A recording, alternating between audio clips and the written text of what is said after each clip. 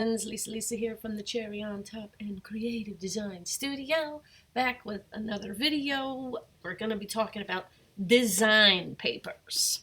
Here you see an example of a scrapbooking kit that I made last year for Halloween. I thought it was time appropriate. I thought I'll show you this one, and then maybe we will get some inspiration for some fabulous Halloween designs. I mentioned in the last video about designing a pack of highly texturized solid papers. It's a great way to start off. And of course you can always put this in your shop. These are personal use, but I'm just going to run through and show you. This is all the colors from the selection or from the color palette in the kit. Okay.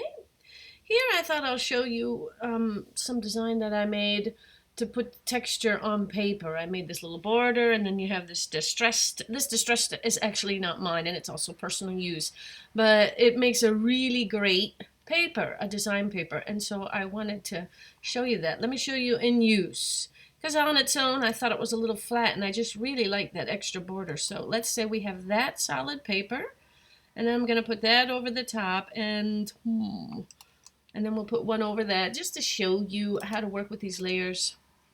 See what I mean? Kind of cool. And you could put that underneath or on top for different effects. Alright, so I thought I would just show you that.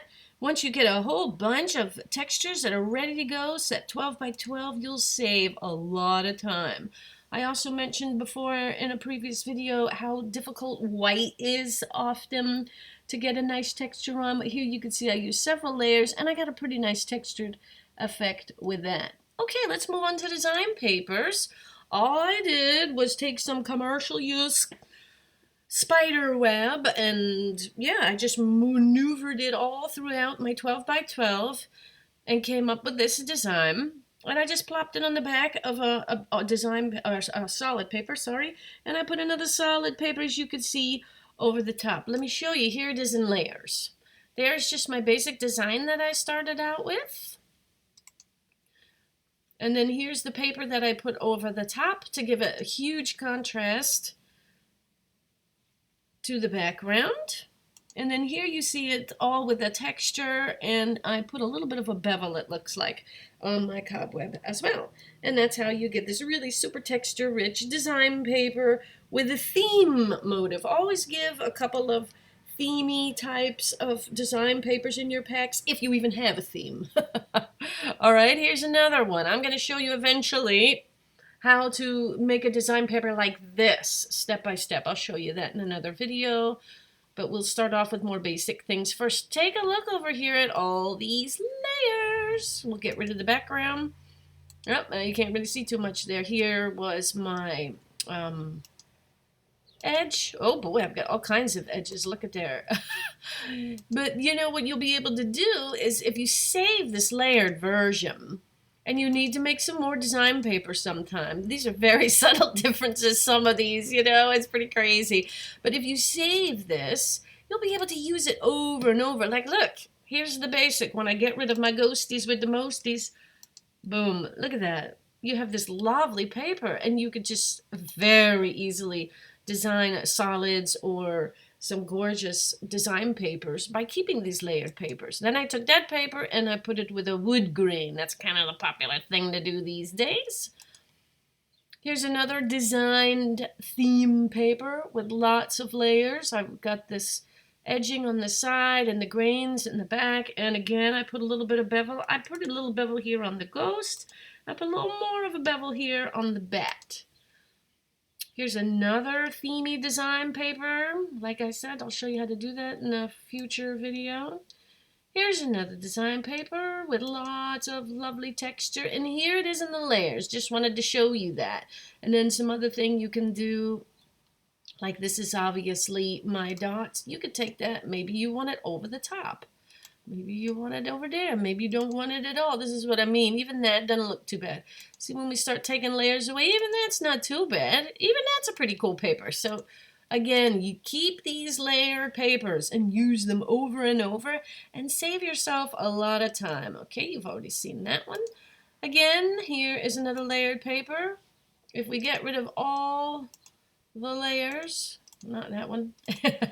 You can see the basic, and that's not a bad paper either. To me, it's a little flat, but just slowly, subtly, spookily, in this case, add a couple extras. See that grain at the end? It really makes it nice and textured. So I told you dots were always ideal.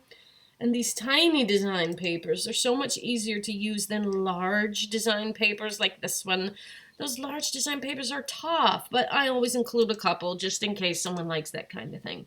Another thing I wanted to breeze by really fast, this is what I mean about saving your layers, your design paper layers. This is actually in the shop. I have this in the Creative Design Studio at Design Bundles. And yeah, so now a designer can just pop all that in. Everything is all set for them 100%. All this lovely texture, polka dots. Here, let's go back to this one a sec. Maybe you don't want the big polka dot. Maybe you just like that. Maybe you don't want a dead layer. You could get rid of this. Ooh, even that's cool, just like that. So you can see how you can make so many papers just from one layered template, if you will. Okay? Look at that, 8 layers, 9 layers. Get creative. Okay, and most of those papers I use to design my Flamazing collection. And here are the papers in action. See how they all really blend well with each other?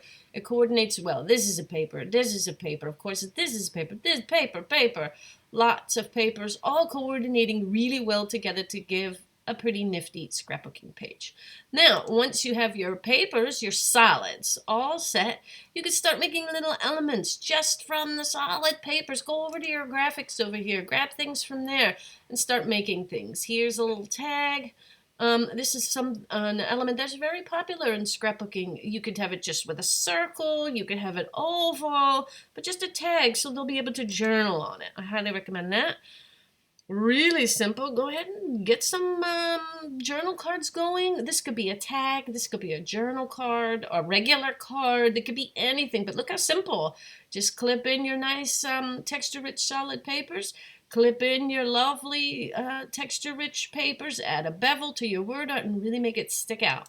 Fun, fun. Here's the ghost I used for the paper, design paper. Now check this out. Here are my papers. I stacked them up and gave them a neat shape. Probably just used something from my graphics over here.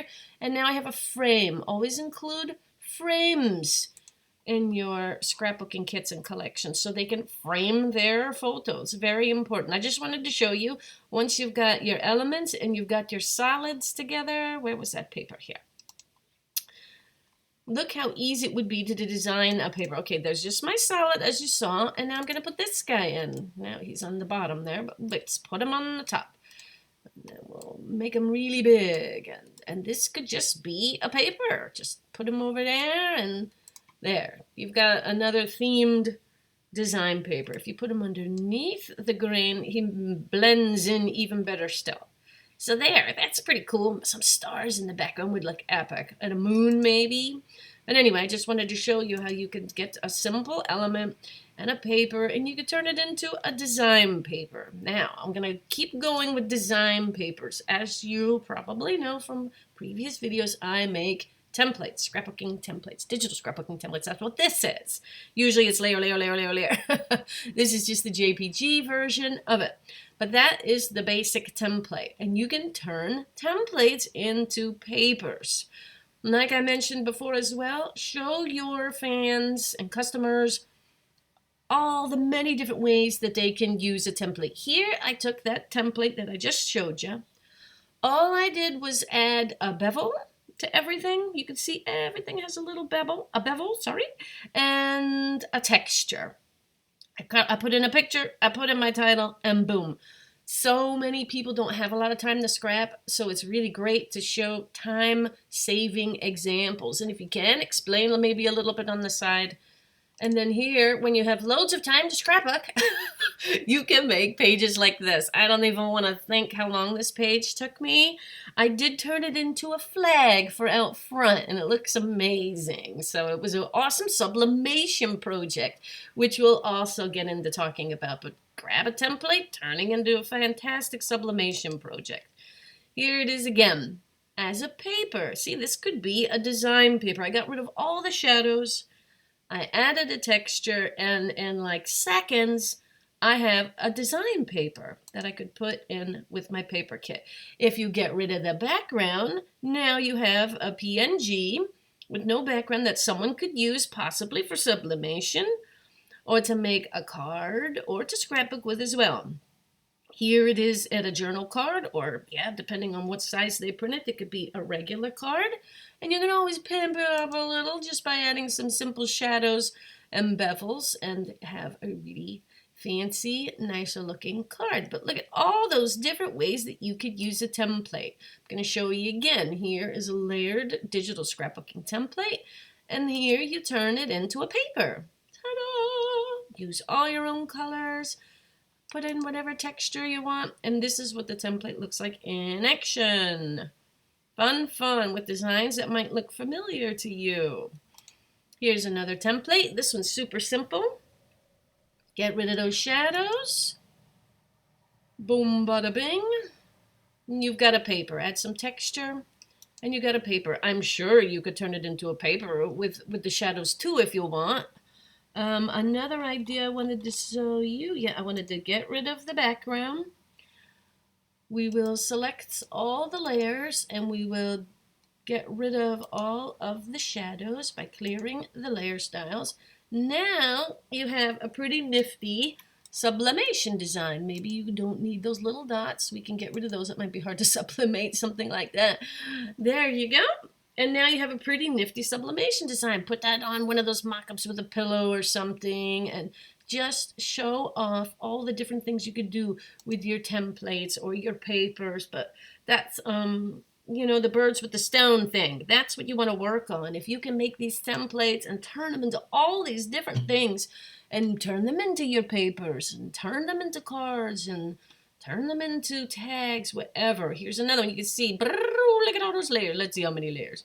Oh, 35 layers. That's not actually too bad. That's the regular template. Here, voila, design paper. Got rid of the shadows. I'm going to nudge some things a little bit. And added some texture. Now we have another nice design paper that we'd be able to put into a kit or collection. Here is the template in action with a totally different kit. Here's another template. I did have some photo spots underneath these hands. Oh, here they are. Ding. Hey, there's one and there's the other. But obviously, I got rid of all of those photo spots, and I got rid of the shadows, and now I have a fun paper. So in seconds, you can do this. Here's another template. Photo spots all there. And we just got rid of the photo spots, nudged some things. I moved the broom, I believe. Yeah, here the broom was in the front. Now I just moved the broom in the back so you can see the boot more, because the boot was kind of fun. Took me a while to get that boot just right. So now here you go. Cute design paper. You see I added some of the greeny texture in the back there to give it a little more something. Just a plain paper sometimes kind of boring. And then I use colors from the collection for the grain. So now these colors here match my little flowers there. Nice and matchy-matchy. Here I turned my template into a journal card and added some word art. Wickedly witchy. So you see how you can make a couple of things go so far. There's your template in action and me. Well, there you have it. All these different ways that you can turn templates into papers, into design papers, and how to use all your lovely layered papers over and over again. So I just wanted to fill your head with some more designs. Thanks so much for checking it out. Happy designing!